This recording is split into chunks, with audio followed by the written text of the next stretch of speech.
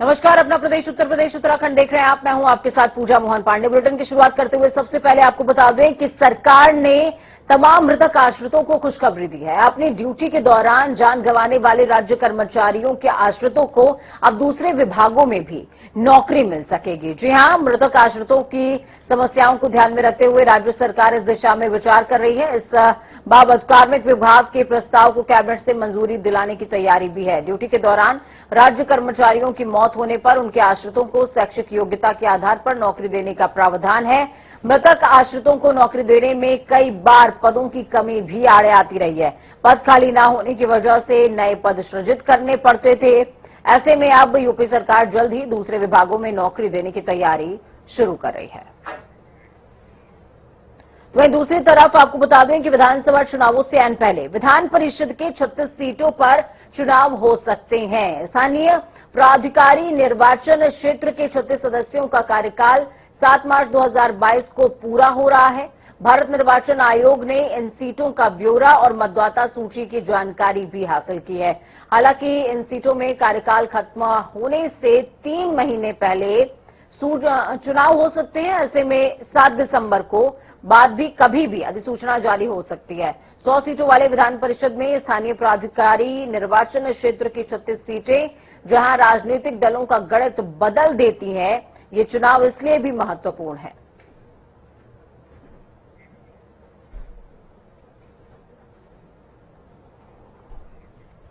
CM Yogi Adityanath आज कई कार्यक्रमों में शामिल होने वाले हैं। सबसे पहले सीएम योगी लखनऊ के उत्तर प्रदेश जलवायु परिवर्तन सम्मेलन 2020-21 के शुभारंभ में शामिल होंगे और इसका आयोजन दोपहर को 12:15 पर होगा इंदिरा गांधी प्रतिष्ठान में।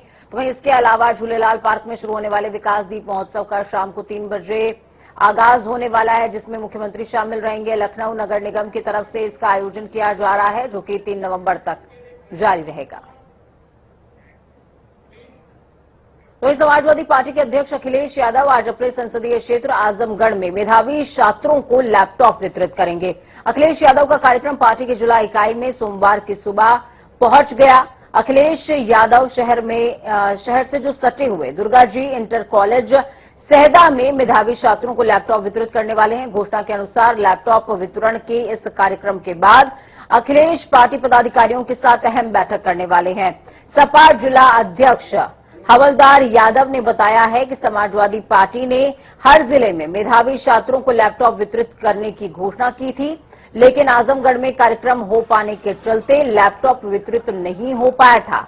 अब आज पार्टी अध्यक्ष मेधावी छात्रों से सीधे रूबरू होते हुए उनको लैपटॉप दे रहे हैं। चलिए, आजमगढ़ से हमारे स्टेट हेड अनिल क्यांकुर जुड़ चुके हैं हमारे साथ में। अनिल जी, जिस तरीके से तमाम तरह की तैयारियां सपा की तरफ से की जा रही हैं, ऐसे में जब योगी आदित्यनाथ ने घोषणा करी कि लैपटॉप वितरित करेंगे, स्मार्टफोन देंगे, तो अखिलेश यादव भी सामने आ गए कि हम क्यों चूके, हम भी बांटते हैं। देखिए, सबसे बड़ी बात यह है कि आज जिस तरीके से यहाँ पे मैं पूरा आजमगढ़ में घूम आया हूँ, जो जिस तरीके से जो माहौल है वो समाजवादी पार्टी ने यहाँ पे पूरी तरह कैप्चर किया हुआ है। और अभी क्योंकि आज जो स्थिति है वो इसलिए कल से बेहतर है, क्योंकि कल यहाँ के बगल में, यहाँ से 45 किलोमीटर दूर मऊ जिले में एक रैली जो हुई थी, संयुक्त रैली हुई थी। उस संयुक्त रैली में आई भीड़ से बहुत समाजवादी पार्टी के कार्यकर्ता बहुत उत्साहित है। और लगातार मैं यहाँ जिस रोड पे खड़ा हूँ, इसी रोड पे थोड़ी दूर पे रैली हो रही है। और ये जहाँ पे लगातार जो गाड़ियां जा रही हैं और गाड़ियां वहां पर पहुंच रही हैं, तो ऐसी स्थिति में जो आज यहाँ पे कार्यक्रम है जहाँ पे अखिलेश का, उसको लेकर के जो तैयारी है, बड़ी मजबूत तैयारी चल रही है। क्योंकि अखिलेश यादव के बारे में कहा जाता है कि बीच में इनके लिए एक पोस्टर लगा दिया गया था लापता सांसद का। तो अब इनको साबित करना है कि हम लापता नहीं है, काम कर रहे हैं और लगातार उनसे यहाँ पे संपर्क करने की स्थापित कोशिश कर रहे हैं। इसीलिए वो बार बार अपने कार्यक्रम बढ़ाते हैं, यहाँ पे आने के कार्यक्रम बढ़ाते हैं। और अब ये उनका कहना है कि ये सिलसिला जारी रहेगा और इस प्रकार के कार्यक्रम होते रहेंगे, सीधे जनता से संवाद करते रहेंगे। इसीलिए आज ये कार्यक्रम है। और कार्यक्रम में आपको यहाँ पे आज जो मौका है, तो जो स्थानीय छोटे दल हैं जो यहाँ पे लोकल काम करते हैं, उनके बड़े नेताओं को भी अपने साथ शामिल करने की बात है। तो ऐसी स्थिति में समाजवादी पार्टी अपने आप को निरंतर मजबूत करने की कोशिश कर रही है। जी ठीक है, बहुत शुक्रिया हमारे साथ जुड़ने के लिए, अहम जानकारी ग्राउंड जीरो से साझा करने के लिए। खबरों में आगे बढ़ते हुए आपको बताएं कि मेरठ के दरौला में प्रगतिशील समाजवादी पार्टी लोहिया की सामाजिक परिवर्तन रथ यात्रा का स्वागत आज कंकरखेड़ा बाईपास स्थित 5 स्टार रिजॉर्ट में करेगी। कार्यक्रम संयोजक सरधना विधानसभा प्रत्याशी ठाकुर शशि ये जानकारी देते हुए बताते नजर आए कि कार्यक्रम में मुख्य अतिथि के तौर पर शिवपाल यादव शामिल हो रहे हैं। कार्यक्रम का शुभारंभ शिवपाल सिंह ही करेंगे। साथ ही उन्होंने ये भी कहा कि इस कार्यक्रम में हजारों की तादाद में कार्यकर्ताओं के साथ साथ कई दिग्गज नेता भी शामिल हो रहे हैं। उत्तर प्रदेश में कोरोना के संक्रमण का ग्राफ बीते दिन एक बार फिर से इंक्रीज होता नजर आया है। बीते 24 घंटे के अंदर मरीजों की जो तादाद है 5 से बढ़कर 13 पहुंच गई। मरीजों की संख्या में करीबन 62% की बढ़ोतरी दर्ज की गई है और पिछले दिनों जिस तरीके की स्पीड रही है उसमें ये भयावह है। जबकि बीते सोमवार को मात्र 2 मरीजों में ही कोरोना की पुष्टि हुई थी। आपको बता दें कि यूपी में सक्रिय केसेस की संख्या बढ़कर 100 के करीब हो गई है। दूसरे देशों और राज्यों में भी कोरोना के मरीज बढ़ रहे हैं। त्योहार के समय भीड़भाड़ की वजह से कोरोना प्रोटोकॉल के पालन में लापरवाही भारी पड़ सकती है। ऐसे में जनता टीवी आपसे अपील करता है कि पूरी सतर्कता बरतें, दूरी बनाएं और मास्क जरूर पहनें। अगली खबर अयोध्या से। यहां श्रीलंका के राजदूत, उपराजदूत और 2 मंत्री त्रेता युग में जिस जगह पर रावण ने माता सीता को हरण करने के बाद अशोक वाटिका में रखा था, वहां की शिलाएं लेकर आज अयोध्या पहुंचने वाले हैं। अशोक वाटिका की शिलाएं रामलला को समर्पित करने के साथ ही श्रीलंका के राजदूत और उपराजदूत और दोनों ही मंत्री रामलला का दर्शन भी करेंगे और आरती भी करेंगे। करीबन 11 बजे राम जन्मभूमि परिसर में भगवान राम को श्रीलंका स्थित अशोक वाटिका की शिलाएं समर्पित की जानी है। श्री राम जन्मभूमि तीर्थ क्षेत्र ट्रस्ट के सदस्य राजा अयोध्या की आवास राज सदन में श्रीलंका के राजदूतों और श्रीलंका सरकार के मंत्रियों का स्वागत होने वाला है। चलिए, बीएस लाठी हमारे साथ ग्राउंड जीरो से लाइव जुड़ चुके हैं। बीएस लाठी, खास दिन है आज अयोध्या के लिए भी और देश के लिए भी। माता सीता की जो तमाम स्मृतियां हैं वो वापस देश लौटी हैं।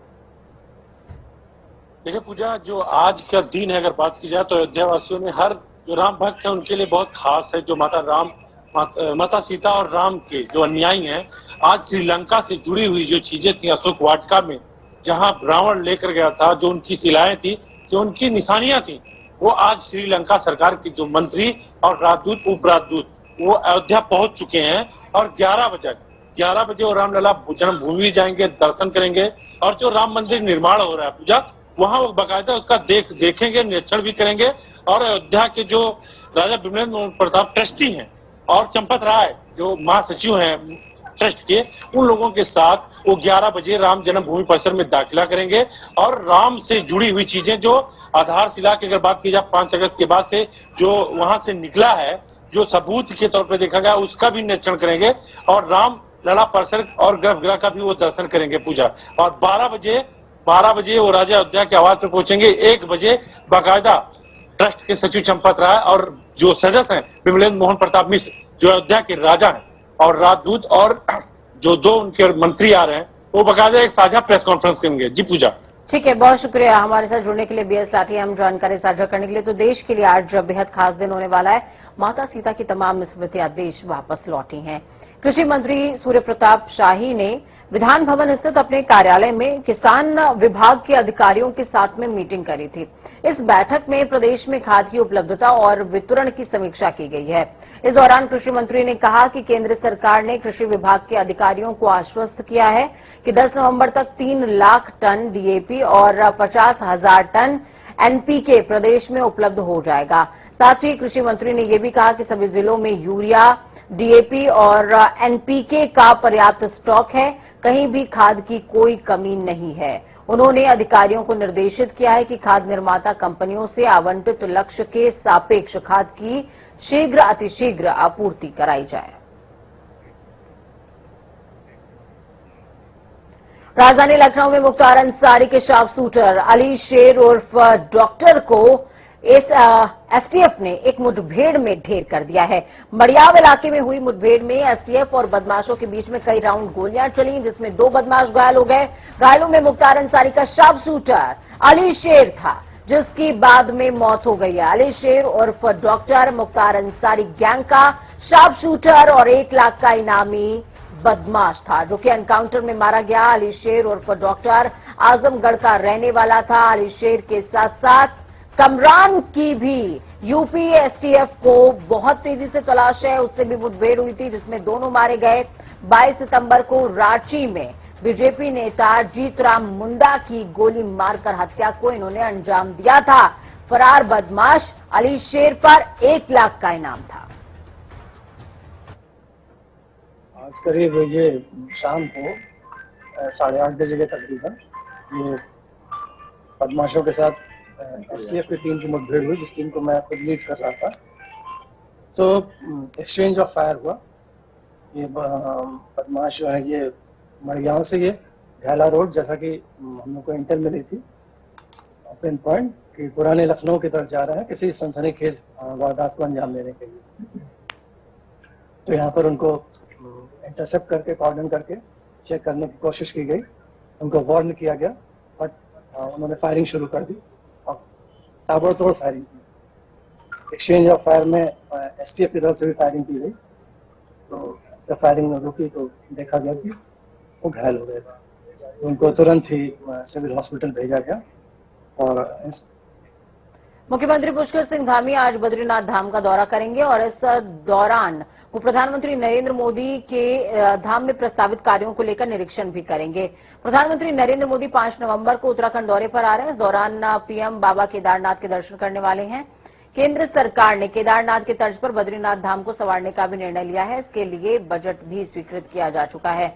माना यह भी जा रहा है कि प्रधानमंत्री नरेंद्र मोदी उत्तराखंड दौरे के दौरान बद्रीनाथ धाम के सुंदरीकरण कार्यों को लेकर के भी चर्चा कर सकते हैं। मुख्यमंत्री पुष्कर सिंह धामी के बद्रीनाथ दौरे के कार्यक्रम को इसी कड़ी से जोड़कर देखा जा रहा है। मुख्यमंत्री के प्रस्तावित कार्यक्रम के हिसाब से वो सुबह ही 11 बजे तक वापस देहरादून लौट भी जाएंगे।